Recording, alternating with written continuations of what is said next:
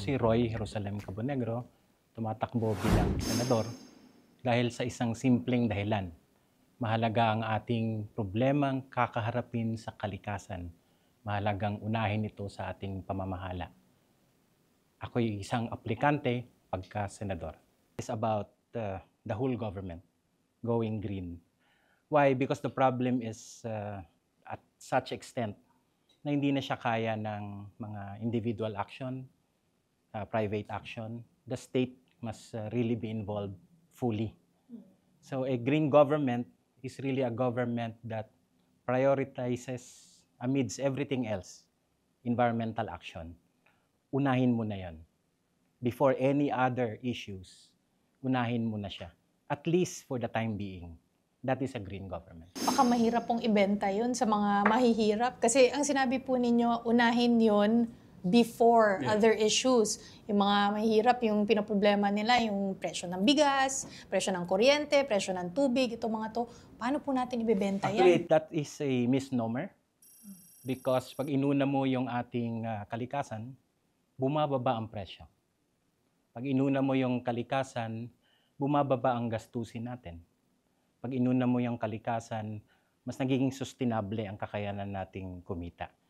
In fact, that is a very big misnomer na kailangan nating ipaunawa. Look at renewable energy. To be honest, ang renewable energy, wala namang kapupuntahan niya kundi bumaba ang rate. Tataas yan sa umpisa. Kaya nga may feed-in tariff system tayo. At kailangan mag-invest ang Estado. Ngayon na naka-hands-off ang Estado, hindi talaga mangyayari yan. That's the reason why yung ating target is mababa ang ating ambisyon sa ating mga target. Dahil naka-hands-off ang gobyerno. May mali sa polisiya ng ating renewable energy. But really, when you really understand what renewable energy is, murang kuryente ang ibig sabihin ng renewable energy. So, you're talking about energy, no, and renewable energy, and given you're known po as being an advocate for a good environment, what is your stand po about if ever the government should shift already to nuclear energy, in the modern nuclear energy? Well, I understand there is such a thing as new technology sa nuclear energy. And the problem is, we are an archipelagic country. So ang final disposition ng mga spent fuel sa nuclear, wala pang ibang technology kundi to put it under sa mga areas na hindi gumagalaw, which is continental areas. We are not a continental area. Wala tayong paglalagyan yan dito. So you have to bring it in and you have to bring it out. Kung may oil spill tayo sa mga pagdadala ng mga fuel, etc., do you think hindi rin mangyayari yan sa mga spent fuel or yung fuel na dinadala? It is too risky in the Philippines. Nuclear energy is a no option in the Philippines, regardless kung anong technology na meron na sa ibang mga bansa. Also, dahil nag-shift nga ng technology ang maraming bansa, what do you think ang dadalhin nilang technology dito? Do you think yung pinaka-latest? I doubt. I doubt.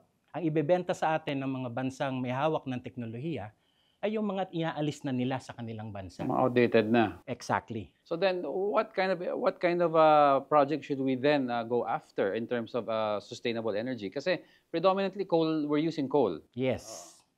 Well, the problem with our energy mix is that dependent tayo masyado sa coal, sa diesel and other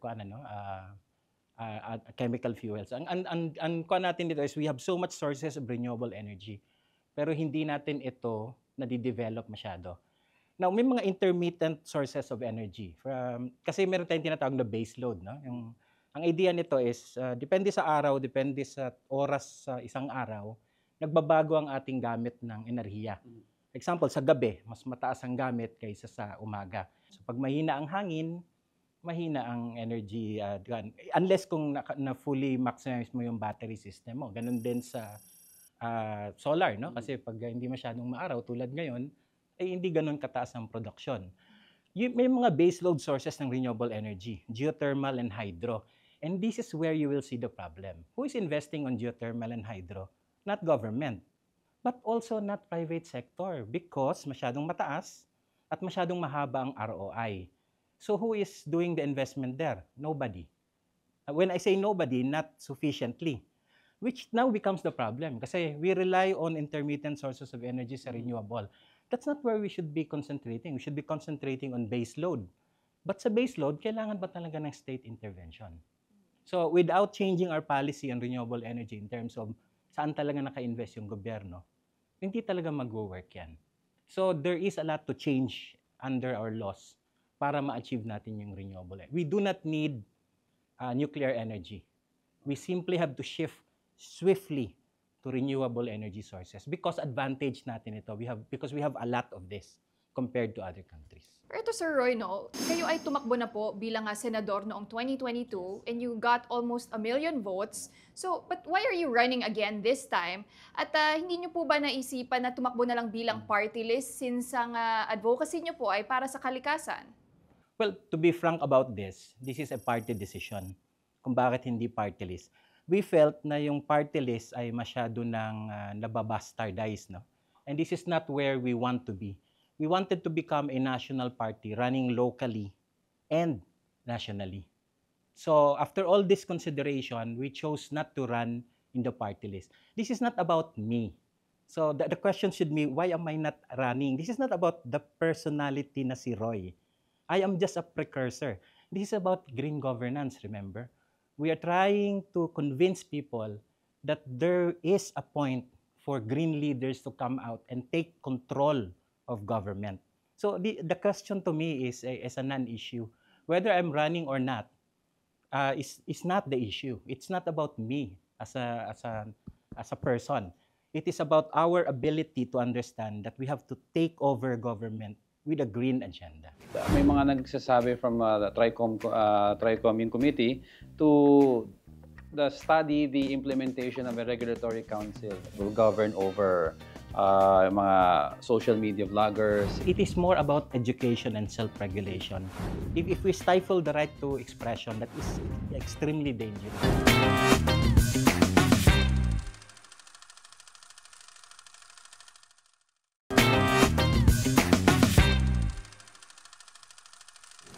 So kayo po ay masasabi niyo isang green leader. So kung kayo ay pala rin na makapasok po sa Senado, lahat po ba ng batas na iyong ipopropose ay tungkol lang po sa environment? Or would you also dabble into other issues? Well, you cannot simply just go about environment. There's a difference between being an environmentalist and a Greens with a capital G and S. There's a huge difference. For example, kami, we used to have a 10-point environmentalist agenda. We have expanded that to 15 because we do recognize there are other issues that are related. So when you become Greens, you're concerned about finance, you're concerned about human rights, you're concerned about good governance. Hindi naman ito myopic na view na kailangan environment ka lang. However, ang sinasabi nga namin, kailangan siyang unahin because the times calls for it. Mukhang maganda rin naman po ang intention po ninyo. Well, lahat naman ang tumatakbo maganda yung intention, no? Pero syempre, kailangan po muna natin manalo. Ano po ang ating plano? Dahil meron po marami dyan, mas popular, mas malaki yung makinarya, mas maraming finances. Yeah. Paano po natin nalabanan ng mga yan? Well, nag-assess na kami 2 weeks ago and I'm happy to inform everyone, including those who believe in us, na with about 50 plus groups who are supporting us nationwide and almost 3,000 volunteers, there is a chance. There is a chance, but we have to double and triple efforts. My problem is my low awareness level. I'm about 2-3%. However, this can easily be resolved kung makaikot. You know, social media is nice, but it's not everything. Mataas ang penetration rate ng mobile cellphone, no? 73% sa CDNE.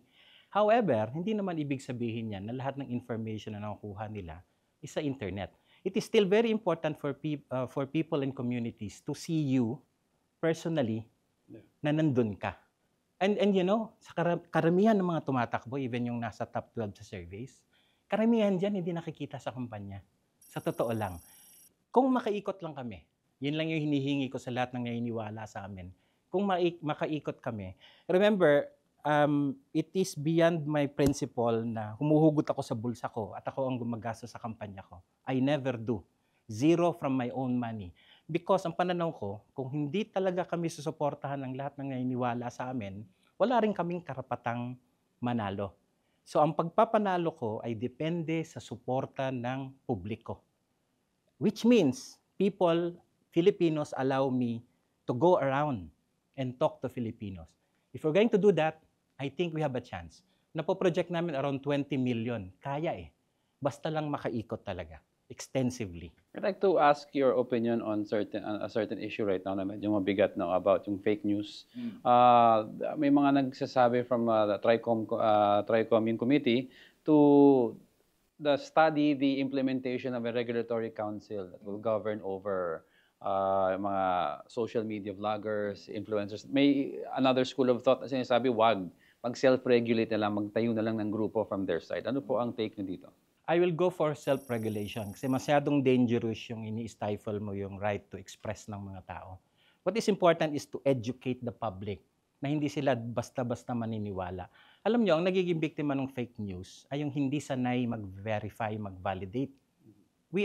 Ako rin ay nasa media by the way, no? We are from media and it is our job to bring the right information. But it is also the job of everyone else from the educational system to private sector to inform everyone under them or within their influence kung paano mag-verify. It is more about education and self-regulation. If we stifle the right to expression, that is extremely dangerous, I think. Mhm. And sir, ito na nga po, no, as you try to enter the Senate, kayo po ay magiging bagong muka, bagong pangalan. So with that, I wanted to ask your take on political dynasties. Kasi right now sa mga survey, ang nagdo-dominate niyan ay either incumbent senators or mga politiko na or mga media personalities. So do you agree with the political dynasties as well? And yung mga matagal na nga nasa politika?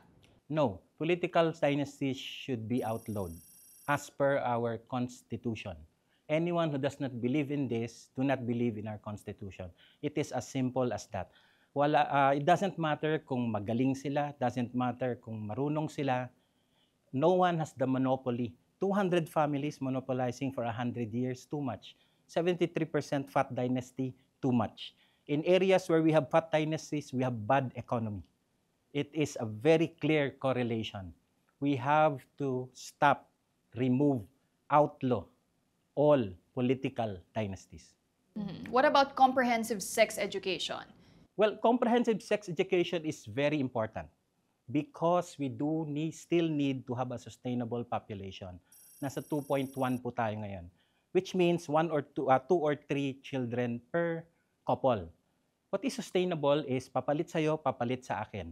What is even more sustainable is our own strategy of alternative na yung sa aming green agenda, we are actually proposing na one biological child and adoption for the second because we also have a high problem sa ating adoption rate. Mas maraming nag-a-adapt na mga foreigner kaysa nag-a-adopt na Pilipino. Mataas ang ating teenage pregnancy rate. So tataas at tataas yung mga anak na unwanted. And the state must take care of them. And every one of us should take care of other children na Filipino. It is very important. So sa tingin namin, ang sex education should actually be improved. Kasi kailangan maintindihan dito yung dimension din ng hindi lang ito sexual and reproductive rights. This is also about sustainable population. It's important na mapababa pa natin ito a sustainable level ang ating population rate. Sir, bakit po kayo karapat-dapat na iboto ng mga Pilipino ngayong Mayo? Kasi kailangan na po nating magkaroon ng green government and I'm opening the door. I am a precursor.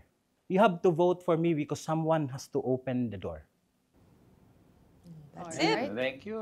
I enjoyed it kasi they asked me questions that I am competent to answer. But they also asked me questions na hindi ko inaasahan, which I think is also important. Napaka-importante ito kasi hindi ho patas ang ating eleksyon, lalo na sa mga national position. So pag wala kang pera, ay wala kang oportunidad na makilala ka ng voter. No? Yung ganitong public service is very important. I hope you invited all the 66 and I hope 64, all of them will have this chance kasi inakuan niya, no? Yung binibigyan niya ng patas na laban ng bawat isa. Simple lang naman yung point namin, ang point ko, pero I was able to explain it passionately because the questions also guided me that way.